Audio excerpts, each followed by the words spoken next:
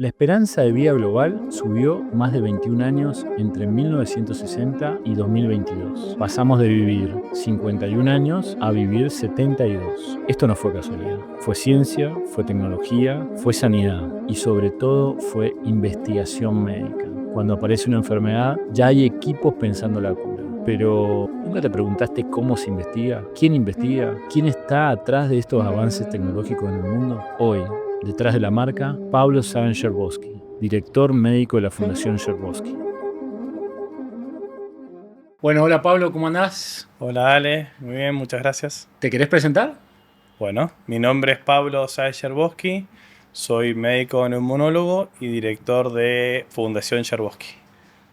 Vos sos de Mendoza, estudiaste acá. Soy de Mendoza, estudié la primaria, la secundaria y la facultad acá en Mendoza y la especialización también en Mendoza. Y estudiaste en la Universidad Nacional de Cuyo. Sí, en ese momento cuando yo estudié, me recibí en el año 2001, en ese momento cuando empecé en el año 96, 95, no existía universidades privadas, así que la única opción era entrar a la Universidad de Cuyo y bueno, hice toda la carrera y después la especialización en neumología también acá en Mendoza en el Hospital de Encinas. ¿De dónde nace tu amor por la medicina? Yo creo que probablemente porque tengo familia médica, vengo de familia médica, una figura de un abuelo muy fuerte que era médico y mucha presencia tanto en la familia como en la sociedad, y creo que uno de chico lo va mamando eso y se transmite. eh, y después también sus hijos, que son mis tíos, fueron médicos y seguí con esta relación y con mucha cercanía, hasta física, porque visitaba el consultorio y estaba y jugaba ahí.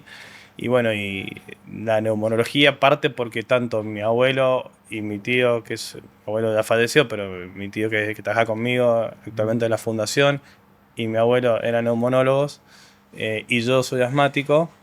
Creo que todo ese combo de Se cosas combinó me todo. hizo seguir naturalmente. En algún momento, cuando iba a estudiar medicina, hice orientación vocacional y estuve por estudiar ciencias políticas, porque me gusta mucho la política. Pero bueno, terminé decidiendo. No había muchos. El único referente médico político era Manzano. Y el único. Y los únicos. Manzano, José Luis Manzano. Claro, Ah, es mirá, médico. no sabía que era médico. Y después, del lado de la política, cuando uno preguntaba quiénes eran licenciados en ciencias políticas que ejercían funciones ejecutivas, eran muy pocos. Ajá. Si no recuerdo mal, Bordón era uno de ellos, y en ese momento no tenía muchos referentes. Y bueno, creo que se podía hacer política también desde la medicina. Vos tenés, ¿cuántos años tenés? 48. 48. ¿Y te recibiste? Rendí el último Mateo, tenía 23 años en septiembre y juré a los meses en diciembre del 2001. ¿Y Y ahí, cómo ahí juré con 24. diciembre de 2001? El, el, ¿Explotaba el el, país y vos el, estabas el jugando? 20 de diciembre de 2001 yo juré. De hecho, fue un gran problema si se abría o no se abría la universidad por la situación que se Claro. cerraban muchas instituciones por el estallido social. Ese día juré. Las fotos de habían 10 personas y no había gente casi, y las caras, es digna de publicar las fotos esas, las miradas de las personas y los rostros, porque Sí, no sí. se repiten. Fue una crisis Sí, pero la terrible. gente estaba en una situación emocional diferente cuando ve las fotos. Sí, sí. Yo, aparte de lo que vos decís, yo me acuerdo. Yo caminaba por la peatonal en esa época y era como. Realmente había una cuestión de una mezcla entre frustración, entre tristeza, había no sé, era un combo Sí, sí, sí, terrible. sí, sí, Che, y en estos 25 años de carrera, más o sí. menos, ¿cuáles fueron los hitos laborales por donde fuiste pasando? Y como los médicos en este país pasé por todos lados, incluso teniendo familia médica, porque no es fácil, no es que si uno tiene familia médica uno se recibe, empieza a trabajar en el consultorio particular y privado, porque los pacientes tienen que adquirir confianza, vos tenés que adquirir formación. Entonces lamentablemente entras en una rueda de trabajo en emergentología, en el hospital, en guardias, haciendo domicilios. Hice domicilio en una época para OSDE, trabajé para obras sociales sindicales. Y después, en el año 2005, tuve la posibilidad de hacerme cargo del servicio de neumonología de la Escuela de Medicina Nuclear y del laboratorio de función pulmonar, que yo me estaba especializando en eso. Y bueno, y ahí arranqué con estructuras y armando estructuras. Ahí me empezó a gustar armar estructuras y darle vida a servicios que tenían poca Claro, participación ahí empezaste con una especie de dirección, o de sea, actividad más más, directiva. digamos, si bien mira, mi fuerte era lo asistencial, atendía todo el día pacientes, tenía que tener gente a cargo y formar áreas, tanto sea de laboratorio de función pulmonar para hacer estudios, como la rehabilitación, como las actividades de la sociedad y demás, y eso me obligaba a tener contacto con diferentes actores, desde la gente administrativa hasta la gente de marketing y la parte de relaciones sociales de Fuesmen y gerencial. Y eso me fue nutriendo bastante para lo que fue el resto también de Y mi vida. Fuesmen además tiene un muy buen nivel médico y tecnológico. Fuesmen tiene muy buen nivel médico y tecnológico. Yo creo que sí, tecnológico no creo que no cabe duda.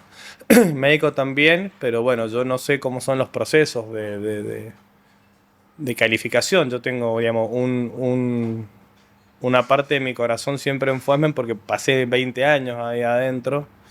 Eh, Hay cosas en las que no comparto, pero la mayoría de las cosas sí las comparto. Y como todo, bueno, yo le pondría quizás otra impronta como cada persona Sí, sí, sí. que está. Pero es una buena Pero, escuela pero de... es un orgullo que en Mendoza tengamos. La salud de Mendoza no sería lo que es si no está Fuesmen. Hoy, si mañana hay una bomba y no desaparece Fuesmen, tendríamos un serio problema asistencial en Mendoza. Hoy la salud sin Fuesmen no existe en Mendoza. Entonces, tenemos que estar agradecidos, ¿no? Y eso fueron muchas personas que hace muchos años, visionarios, plantearon, quizás con otro origen tenía Fuesmen de investigación, eh, plantearon adelantarse en el tiempo y tuvimos el primer PET de Latinoamérica. ¿Qué es un PET? Es una tomografía por emisión de positrones. TEP es una abreviación de esas palabras y sirve para detectar cánceres o estadificar cánceres, a ver si hay metástasis o no. También, sobre todo, se utiliza para eso y también se podría utilizar para actividades funcionales del cerebro y demás, pero la utilidad primaria es descartar si lo que tiene una persona o no es un tumor, para localizar a dónde biopsiar o dónde operar o cuánto hay que operar o si es operable o no operable un cáncer. Eso con respecto a otras provincias. No, tenemos una tecnología avanzada en Mendoza y somos pioneros aparte. No solamente que hay PET, sino que los isótopos radioactivos los fabrica Fuesmen, tiene 2 ciclotrón, o sea, la tecnología que tiene Mendoza... ¿Qué es un ciclotrón? Donde se fabrican las sustancias radioactivas que se le inyectan dependiendo del tipo de tumor a cada persona, para que se marque en esa tomografía que capta en las células tumorales ese producto y después sale con color en las imágenes. En el pulmón sale las células tumorales, captan el producto, que se llama, por ejemplo, FDG, y es un azúcar marcada, que las células consumen azúcar y ejerce una radioactividad, y la máquina que hace la imagen del pulmón capta el pulmón y capta esa radiación y la pinta cuando uno la ve impresa o en la pantalla de color. Y el color hace la sospecha por la intensidad si es una lesión tumoral o no. O es una secuela, o es una lesión benigna, de baja actividad metabólica. Eso para todo tipo de cánceres, y cada cáncer, cada célula del cuerpo utiliza un marcador diferente. Y eso se fabrica en medicina nuclear. O sea que yo creo que, bueno, es un orgullo tenerlo. Vuelvo a decir lo mismo, gran parte de mi formación se la debo a Fuesmen y de mi actividad. Porque hay cosas en las que no comparto, pero bueno, eso está en el ámbito de cada uno, ¿viste? Pero ahí viste las dos cosas que te empezaban a gustar mucho, que era la parte de dirigir un grupo, un equipo con distintas áreas, y toda la parte de investigación, que terminan fusionándose dentro de la fundación que hoy manejás. Sí, lo que me dio Fuasmen es la gran cantidad de casuística, la tecnología y la cercanía con la tecnología, porque hablar de tomografía era para mí cotidiano hablar con los tomografistas, que puntualmente el que hoy es director médico era tomografista en esa época. En Fuesmen hablábamos permanentemente y me enseñaban y me mostraban y podía tener acceso a la tecnología de todo tipo. Te da otro nivel de formación para la vida.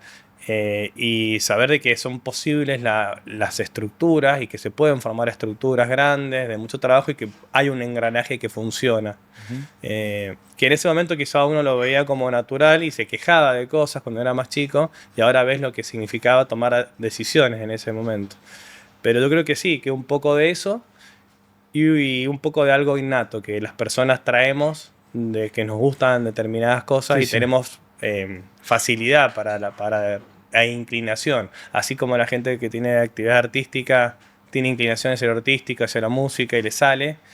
Bueno, yo creo que también tenía algo relacionado con la organización de proyectos, la organización de grupos de personas, el trabajo en equipo y demás.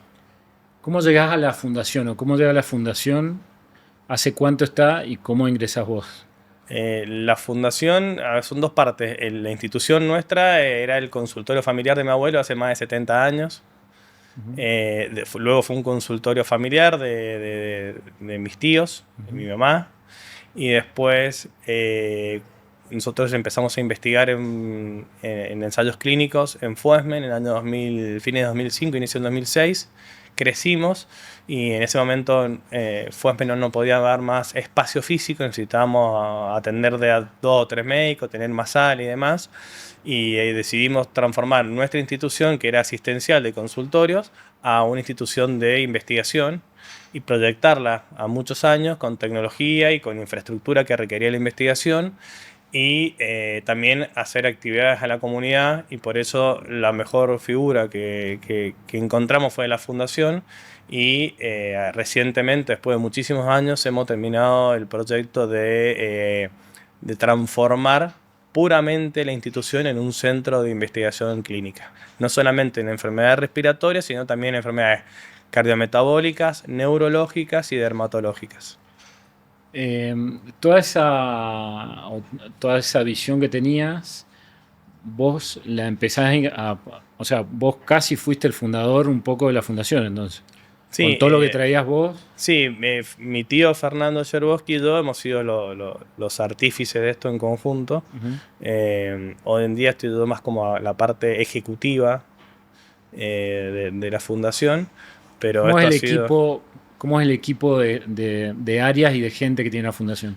Tenemos alrededor de 45 personas trabajando directa e indirectamente. Está conformado por médicos especialistas en diferentes áreas, neurólogos, cardiólogos, dermatólogos, médicos clínicos, neumonólogos. Bueno, nosotros tenemos el grupo más fuerte nuestro de la neumonología, que somos el área más grande. Y después tenemos coordinadores de estudios clínicos, técnicos, laboratorios, tenemos técnicos de laboratorios, bioquímicas, tenemos personal administrativo, secretaria. O sea que es muy grande el espectro de gente que trabaja en la fundación. Eh, ¿Cuál es la diferencia entre un centro de investigación a una clínica de atención médica de las tantas que hay? La diferencia es que si bien nosotros tenemos cierta actividad asistencial, nosotros no solamente Cuando atendemos decís pacientes. actividad asistencial es que vos atendés a... Actividad asistencial en la medicina es atender pacientes. Ujú. Actividad asistencial es que el paciente saca un turno y viene con turno.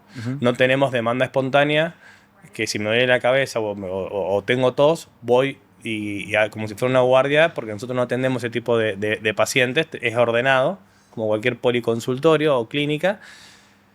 Pero la actividad asistencial es solamente eso: hacer estudios clínicos, una ecografía, una radiografía, un análisis de sangre y atender al paciente, y ahí termina la actividad. Se va el paciente y termina mi actividad. Nosotros lo que tenemos es, fundamentalmente, atendemos pacientes, pero nosotros nos dedicamos a estudiar nuevos medicamentos en diferentes patologías, en diferentes enfermedades. Fundamentalmente, que fue el origen de nuestro trabajo de investigación en enfermedades respiratorias. Asma, EPOC, fibrosis pulmonar, sinusitis, bronquiectasias, todo eso lo venimos estudiando hace 20 años y todos los medicamentos que han salido en los últimos 15 años, en el 90%, 80% hemos participado nosotros ayudando al desarrollo de los nuevos medicamentos. Hay pacientes que participan en estos estudios que son aportados por nosotros, que son nuestros pacientes que atendemos en la fundación y que participan en estos estudios. Y asimismo después los cardiólogos, los neurólogos en enfermedad de Alzheimer, en miastenia, los cardiólogos en prevención de infartos, en prevención de ACV, en nuevos anticoagulantes, la dermatóloga, cada área estudia el efecto de nuevos medicamentos. Vos dentro de la fundación sos, ¿cuál es tu cargo dentro de la fundación? Mi rol es el de director médico, pero en la práctica soy como un director ejecutivo, donde coordino a los grupos. Está dividido por jefes de área y gerentes, y bueno, yo tengo que coordinarlos a ellos y tener reuniones, trazar objetivos. Soy un poco la cara visible y quien lidero muchos de los trabajos de investigación como investigador principal.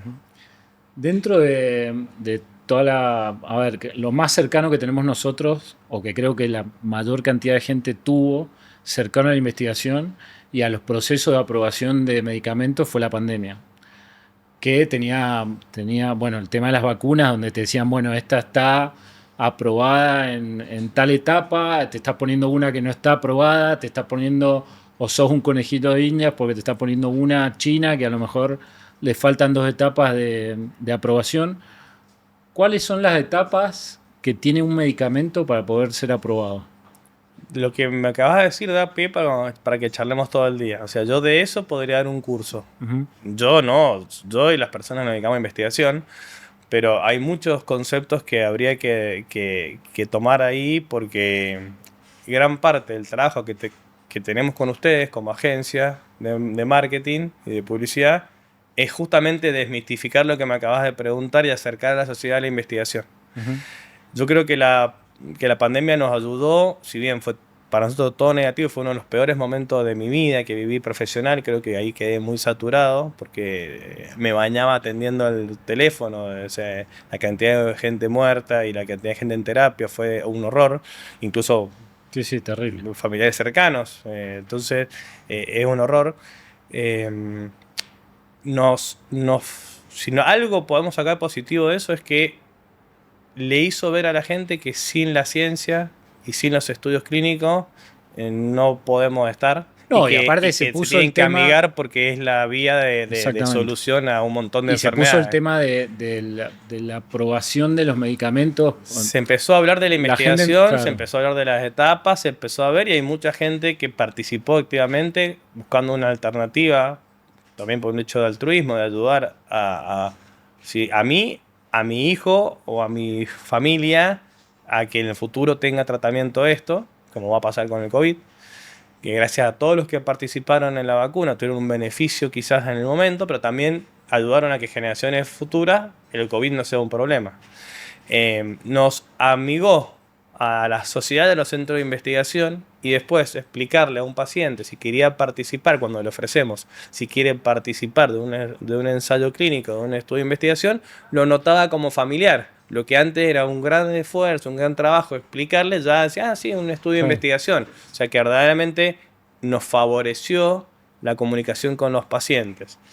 Lo que no quiero dejar pasar es el concepto de conejillo de India. Ese es un concepto erróneo, porque hay una etapa de la investigación que vos me preguntabas, que es la fase 1, que se hace en laboratorio con animales, y ahí se usa generalmente con ratas. Con ratas. Todas las fases siguientes son en humanos. Después hay en voluntarios que no se hacen acá en Argentina. En general, la fase 1 en humanos se están empezando a hacer. Son voluntarios, sanos, donde se ve si la droga es segura o produce algún nivel de toxicidad. Y a partir de ahí, y hoy en día con inteligencia artificial, en teoría las fases son 2A, 2B, 3A, 3B y 4. Pero hoy con la inteligencia artificial las etapas se están acortando, que fue gran parte de lo que pasó en el COVID. Entonces, hoy predicen un montón de etapas y de efectos la inteligencia artificial y a veces se pasa de un 2B a un 3B y se saltea, o de 2A a un 3B y se Los saltea procesos son alguna más etapa. rápidos. Son mucho más rápidos los procesos, Ujú. mucho más rápido. También es más rápido cuando que se den cuenta cuando la droga no funciona. Se hacen análisis interinos permanentes para no exponer al paciente y no gastar dinero y tiempo En en investigación. investigación. Pero si hay alguna actividad en el mundo que está regulada en la investigación clínica, un ensayo clínico para que se pueda hacer en una persona tiene que estar aprobado o por la FDA o por la EMA, que es la Agencia Médica Europea, o por la FDA, sobre todo la FDA, que es la Food and Drug Administration, que es la que regula los medicamentos en Estados Unidos y por ende en el mundo, porque las compañías están la mayoría radicadas ahí. Radicada en Estados Unidos. Luego la ANMAT en Argentina, luego el Ministerio de Salud de Mendoza, que tiene un organismo que se llama Dirección de Ciencia y Técnica, donde se registra en un lugar que se llama REPRIS, y hay algunos estudios que van a un comité de Mendoza que se llama COPEIS. Y aparte, comité de éticas independiente. O sea que, y tenemos, una vez que empezamos un estudio, monitoreos de parte del sponsor y de los comités de ética y de la autoridad regulatoria local permanente. O sea, estamos totalmente observados y es una tranquilidad estar observado y trabajar así. Y también para los pacientes. Y los pacientes ven en nuestros centros cómo vienen los monitores, cómo vienen las auditorías, son parte de ver ese proceso, saben y les pedimos muchas veces X cosas porque estamos en monitoreo, en auditoría y demás. Y el control de calidad, la exhaustividad con la que se mide todo eso, no hay un lugar en la medicina que se lleve a cabo. De hecho, generalmente el paciente que participa en un estudio de investigación quiere seguir siempre participando en el estudio de investigación porque tiene tecnología avanzada, porque se siente bien, se siente contenido, porque tiene aparatos tecnológicos que nos avisan a nosotros en qué momento el paciente se siente mal y nos llega un mail con una alerta y lo llamamos. Digamos, Tenemos una contención muy grande. el Claro. nivel de contención y de tecnología y de avance que tiene el paciente no lo podría tener ni con el mejor plan de OSDE de Argentina. Y en el mundo hay muchas enfermedades que todavía, si bien pueden haber una o dos alternativas terapéuticas, no hay. Ejemplo, la fibrosis pulmonar. Hoy en día hay 2 o 3 medicamentos a la venta, pero no hay una droga que revierta la enfermedad. En la EPOC igual. Entonces muchos centros, traemos pacientes que han estado en grandes centros de Estados Unidos buscando alternativas y le han dicho enrólese en un estudio clínico. Entonces hoy en día tenemos médicos incluidos en ensayos clínicos. Médicos, abogados, arquitectos, fiscales, de todo tenemos. O sea, hoy en día la investigación es, no importa ni el nivel económico o social, ni los Importa la enfermedad. contactos, Claro. ni nada, sino que padezca la enfermedad y cumpla con los criterios que establece el estudio para poder participar. ¿Cuánto demora un estudio? Depende de las fases. En las fases tempranas son más cortos, suelen durar 6 meses. En las fases 2A, por ahí suelen durar 6 meses, a veces 3 meses. Y después, ya en 2B y en 3, generalmente duran un año. A medida que aumentamos en la fase del estudio, aumenta la población que requiere el estudio para demostrar el efecto de la droga. Entonces hay estudios al principio que tienen una población de 400 pacientes en el mundo o 300, y después hay estudios que requieren 1500 o 2000. Y después, cuando el producto sale a la venta, está la fase 4, que se sigue investigando, a veces se hacen estudios para comparar si también tienen efecto en algo más de lo que se estudió, pero se sabe que es un medicamento seguro y eficiente para una actividad. Y se compara contra otro que esté en el mercado, a lo mejor si uno quiere ver si el dispositivo es mejor o es más cómodo y demás. Las investigaciones, una vez que un laboratorio dice, bueno, tengo un medicamento que puede funcionar para esto, ¿la investigación la lanzan en distintas regiones al mismo tiempo? ¿O deciden, bueno, vamos acá y puntualmente? No, son proyectos, o sea, las drogas tienen que tener cierta, para ser aprobada, tiene que ser eficaz, tiene que solucionar el problema, tiene que ser segura, no producir daño, pero para eso tiene que haber una distribución genética, porque vos no podés vender, si no podés vender un medicamento para raza blanca y un medicamento para raza amarilla y uno para raza roja. En realidad raza es humana, pero para etnias, para distintas etnias, los chinos y los japoneses tienen un montón de particularidades. La población... Para eso te iba a preguntar. La población, ¿Realmente hay una diferencia entre las etnias? La población de raza negra o de piel negra tiene un montón de particularidades diferentes, metabólicas y genéticas en cuanto mirá. al comportamiento de los fármacos. Ajá. La población latina, la población mexicana, más de Bolivia, de Perú y de México, también tiene un montón de características, tanto de tamaño, de características corporales, como de respuesta a alguno de los medicamentos. Si bien en general es igual, somos todos seres humanos y compartimos la misma cantidad de genes, hay enzimas y metabolismo que generan características. Por eso la distribución de los estudios tiene que ser global y representar a casi todas las etnias. Uh-huh. Nosotros como argentinos tenemos en qué etnia entramos. Generalmente tenemos una entramos mezcla importante. en caucásico, que es la zona europea, lo que se pone. Ajá. En general. Después hay de todo, hay pueblos originarios y demás, pero en general entramos en población similar a la europea. Mirá vos. Vos sos un gran divulgador de no solo la ciencia, sino de las actividades que hace la Fundación. En el año vos tenés varios hitos muy marcados. ¿Querés contar un poquito cuáles son? Sí, hace 16, creo que este es el año 17, que venimos haciendo lo que se llama Carpa de la Salud Respiratoria, que es un proyecto que empezamos cuando estábamos en Fuesmen, con la idea de salir de la estructura sanitaria edilicia, que los pacientes son los que te van a buscar, e ir nosotros a buscar a los pacientes, parte del concepto de la prevención. Uh-huh. E ir a buscar a los pacientes que tienen enfermedad respiratoria. Entonces, ¿para qué? Para gatillar en su cabeza que pueden tener esa enfermedad. Surgió inicialmente por dos motivos. Uno, que el asma es una enfermedad que tiene tratamiento y que muchas personas tienen mitos del asma y sobre la medicación del asma, y queríamos desmitificarlo y explicarle que con asma y con el tratamiento podían llevar una vida normal. Y el otro, cuando hablamos de EPOC, que el 80% de la gente que tiene EPOC no sabe que la tiene. Cree que es normal toser o si le falta el aire por fumar. Claro. Entonces, a raíz de esos dos gatillos, en esas dos enfermedades, dijimos, bueno, tenemos que hacer algo nosotros, de nosotros ir a buscar a los pacientes y educar. Y empezamos a ir a las plazas a poner este concepto de la carpa de la salud respiratoria, que abarca todas las enfermedades respiratorias, pero son las dos más significativas, y con motivo de que tienen un día mundial que se celebra para hacer actividades educativas, propusimos no solamente dar charlas y hablar y entregar material informativo válido para desmitificar esto, sino que darle algo al paciente sustancioso que le sirva para que le cambie la vida. Y eso es la espirometría, que es la medición de la capacidad respiratoria que hace diagnóstico de estas enfermedades, o diagnóstico o que te dice cómo estás controlado de tu enfermedad. Para que se entienda, es como si al hipertenso le podés tomar la presión y le haces el diagnóstico de la presión y ya se sabe que tiene ese diagnóstico, o si es hipertenso y va, vos le decís estás bien controlado o estás mal controlado. Eso es totalmente gratuito. O sea, esas actividades que hacemos nosotros desde la Fundación son gratuitas totalmente, con demanda espontánea, lo hacemos en 2 momentos del año. Uh-huh. Lo hacemos en mayo con el Día Mundial del Asma y en noviembre con el Día Mundial del EPOC. Uh-huh. Son actividades de 2 o 3 días, dependiendo de los años y la disponibilidad que tenemos. Generalmente nos ubicamos en la Plaza Independencia y realizamos no menos de 1.200 espirometrías por campaña que hacemos. Uh-huh. Así que eso también es muchísima gente. Es una forma, y ya está establecido dentro de la agenda de la Fundación de Todo Corazón, que es quien nos da el apoyo comunicacional como una actividad fija para todos los años.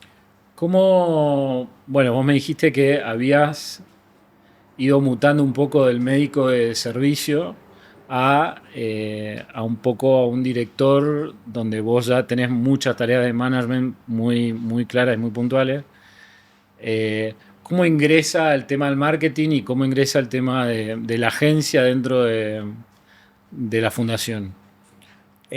Bueno, sí, yo fui mutando, digamos, me fue gustando la actividad, digamos, gerencial, como te decía recién, de armar grupos de trabajo, de coordinar, de generar proyectos. Sobre todo lo que me gusta es una idea, un proyecto, transformarlo en un resultado concreto que se puede seguir utilizando a lo largo del tiempo. Sea en investigación médica, en productos, o en diseños informáticos, o en tableros para medir determinadas actividades. Eso requiere, cuando dirigí una institución, primero hacer conocer la institución y después garantizar el trabajo para todas las personas que trabajan para vos a futuro. Porque no trabajamos de un solo proyecto, nosotros trabajamos de a 20 a 30 proyectos y con muchas personas a la vez. Y siempre fuimos trabajando con personas relacionadas a la comunicación en forma al principio muy casera, con los recursos que podíamos, y a medida que pasó el tiempo, en todas las áreas de la Fundación Cherbushky nos fuimos dando cuenta que teníamos que profesionalizarlas.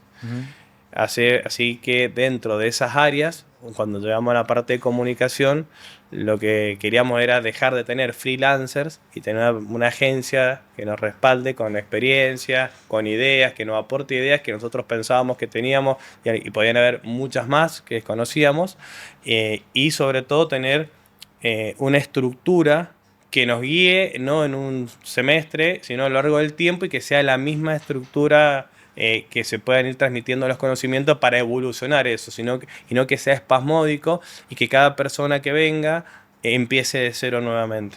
Así que bueno, ahí esa fue la forma que llegamos a Brokers. Dentro de los clientes, nosotros somos muy especialistas en retail, en vender. Y creo que la fundación es uno de los clientes más difíciles que tenemos, porque realmente tenés que involucrarte mucho y tenés que aprender de la temática de cada una de las investigaciones que ustedes hacen para poder saber comunicarlo y para poder saber darle un tratamiento. Y en realidad lo que nosotros, básicamente lo que vos necesitas de la comunicación, ¿qué es puntualmente? Nosotros tenemos que amigar a la población con la investigación, con la palabra investigación médica. Tenemos que contarle a la gente y hacerle llegar a la población de Mendoza que Mendoza cuenta con centros de investigación del mismo nivel que si estuvieran en Nueva York, en París o en Berlín. Porque son los mismos estudios clínicos, con las mismas drogas, con la misma tecnología que hay en esos lugares. Cuando se hace un estudio clínico, en todas partes se hace con lo mismo. Entonces, a lo mejor a 15 cuadras de tu casa tenés un centro de investigación, que es el mismo centro de investigación top y modelo en Berlín. Y eso, si no lo comunicamos, si no le explicamos a la sociedad que existe en Mendoza, en este caso en Fundación Cherbushky, en estas áreas, pero hay otro centro de investigación en otras áreas, la gente no puede participar si no sabe que existe. Tenemos que contar a la gente que existe la investigación médica en Mendoza, que tienen acceso, que es algo viable y palpable, que si tenés un cáncer, si tenés una enfermedad pulmonar, tenés un Alzheimer, si tenés un problema digestivo, diferentes, hay centros de investigación en Mendoza al alcance. Entonces, es comunicar y a su vez ir contando de las diferentes enfermedades en las que trabajamos, cuáles son los tips, qué tienen que tener en cuenta, qué es el control, qué es lo que no es el control, cuándo están en riesgo. Claro. Y nosotros necesitamos llegar a la gente, y ahí es donde nosotros nos apoyamos en ustedes, para que se enteren que estamos haciendo un estudio. Sin pacientes el estudio no llega a ningún lado. Total, ¿cómo? Bueno, eso ha sido una tarea, todo un desafío para nosotros también, por la dificultad de las temáticas, pero bueno, ahí vamos aprendiendo mucho, y creo que los resultados se van viendo en el trabajo que vamos haciendo. También es lo que te decía, tiene que ver mucho tu capacidad de divulgación, de poder contar y explicar de qué se trata cada una de las temáticas que haces. ¿Los laboratorios con los que trabajás, cuáles son? Trabajamos con todos los laboratorios top 20 o 30 a nivel mundial. Trabajamos con GSK, que es Glaxo, con AstraZeneca, con Novartis, con Pfizer, Lilly, que es el número 1 en investigación del mundo, con Roche, con Chiesi. Trabajamos, no quiero quedar mal, Sanofi, Aventis, somos partners ahí. Sí. Sanofi es número 1, número 3 en el mundo. Bueno, te diría que con casi todos los que investigan El 70% alguna vez hemos hecho un estudio. Tenemos 125 estudios realizados en nuestro haber, en la fundación. Y vos para que un laboratorio te elija como centro de investigación, me imagino que tenés que cumplir un montón de requisitos que te deben Hay un exigir. montón, hoy en día nos llaman y nos ofrecen. O sea, yo me dedico justamente a esa área, a mí soy la cara, el contacto con los laboratorios. Nos mandan y nos ofrecen proyectos de las áreas que saben que tenemos. Nosotros tenemos nuestro brochure, nuestro video, que ustedes ahora van a reeditar, institucional, y nuestro brochure. Eso se distribuye a todos los laboratorios, pero sobre todo ya tienen los antecedentes nuestros, nuestros profesionales, y nos ofrecen estudios en las áreas que investigamos. Nosotros analizamos con nuestros profesionales si es viable o no es viable llevar el proyecto, si estamos de acuerdo, y arrancamos. Pero tenés que tener mucha infraestructura edilicia y tecnológica. Tenés que tener Claro, grupos de eso me imaginaba. electrógeno, carros de paro, convenios de internación en adultos y en pediatría, laboratorios aprobados, la gente entrenada con todo lo que hace falta, el centro habilitado. Ah. Digamos, tenés que tener yo te estoy diciendo algunos, pero te puedo decir que son centrífuga refrigerada, el freezer de menos 70 grados, 3, 4 heladeras, control permanente piden todo de la ese tipo de farmacia con control certificaciones, permanente de temperatura 24 horas, aire acondicionado por todos lados. O sea, tenés que tener muchísima tecnología, mucha infraestructura y sobre todo, porque eso lo puede tener cualquier persona que tenga un poder económico importante, puede decir, bueno, yo invierto 1, 2, 3 millones y pongo un centro de investigación. Bueno, no alcanza con eso. No es un tema de plata, es un tema de recurso humano. Tenés que tener recursos humanos, médicos que hayan tenido experiencia para que sean aprobados por la ANMAT como investigadores principales, que tengan su expertise en investigación, y personal técnico y de coordinación que haya tenido su expertise, que pueda llevar a cabo, muestre idoneidad y esté entrenado en normas internacionales que se entrenan en poder llevar un estudio de investigación. Entonces, no alcanza con una infraestructura, sino que tenés que llenarla de contenido. Ese es nuestro valor agregado. El contenido humano es nuestro valor agregado. Bueno, para terminar te voy a sacar un poquito de tanta información médica. Yo sé que sos muy lector y un tipo muy, muy culto. ¿Tenés algún libro que te haya marcado, que te haya gustado mucho? No, un gran libro, no. Me gustó mucho, sí, el último libro de Rolón, el de la felicidad. Ajá. La felicidad de Rolón. Mucho más blando de lo que, La felicidad de me Rolón, imaginaba. no, me parece es un libro bastante no blando, bastante pesado. ¿Ah, sí? Sí, es un libro de difícil lectura, pero por lo rico que tiene en cada parte, combina arte, historia griega, psicología. La verdad que es un libro imperdible. Ah, mirá vos. Y ahora Me lo imaginaba mucho más light No, el- es un libro totalmente 100% recomendable. Y la Mirá. profundidad que tiene, tenés que leer a veces 2 o 3 veces las mismas partes, Mirá los mismos vos. capítulos.